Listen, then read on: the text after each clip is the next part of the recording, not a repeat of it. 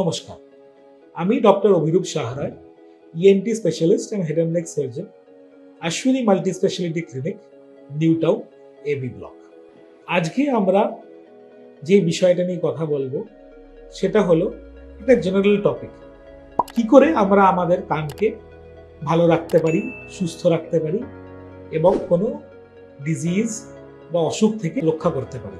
তো কানের মূলত যে প্রবলেমগুলো দেখা দেয় সেগুলো হলো ইনফেকশন বা কানের কোনো ইনজুরি বা কানে কোনো ফাঙ্গাল বা অন্য জাতীয় কোনো ইনফেকশন। তো প্রথম যে প্রিকশনটা আমাদের সবারই নেওয়া উচিত সেটা হলো কানে কোনো ম্যানিপুলেশন না করা। কানে যদি অতিরিক্ত চুলকুনি বা ইচিং হয় তাহলে সেটা নিজে ইয়ারবাড ইউজ করে ম্যানিপুলেট না করাই ভালো।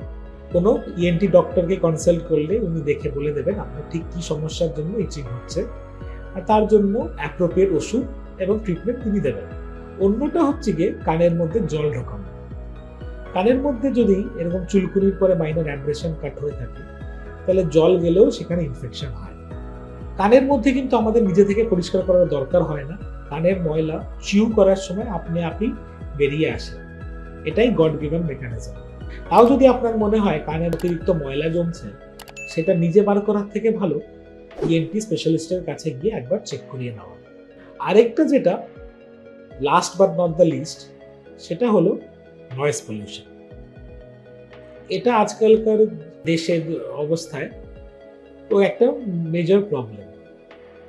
পুজোর সময়, অনুষ্ঠানের সময়, কোনো পলিটিক্যাল র্যালিতে খুব জোরে মাইকের আওয়াজ, প্রচুর জোরে আওয়াজ, অ্যানাউন্সমেন্টস, ঢাক ঢোল, এইসবই নয়েজ পলিউশনের কারণ।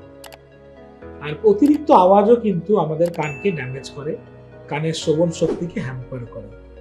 তাই এমনই কোনো জায়গায় আপনি যদি যান যেখানে খুব জোরে আওয়াজ হচ্ছে, সেখানে কিন্তু বেশিক্ষণ না থাকাই ভালো, যাতে আপনার এক্সপোজার টাইমও কম হয় অ্যান্ড এক্সপোজারে আপনার ড্যামেজটাও কানে কম হয়। আপনি যদি এমন কোনো জায়গায় কাজ করেন যেখানে আপনাকে পাওয়ার মেশিন, পাওয়ার ড্রিল বা পাওয়ার টুল ইউজ করতে হয় যারা প্রচুর আওয়াজ করে, তাহলে কিন্তু কানের প্রোটেকশন নেওয়া ভালো। ইয়ার মাফ করা, ইয়ার প্লাগ ইউজ করা তখন বাঞ্ছনীয় হয়ে পড়ে। এইভাবেই আপনি আপনার কানকে রক্ষা রাখতে পারবেন, সুস্থ রাখতে পারবেন।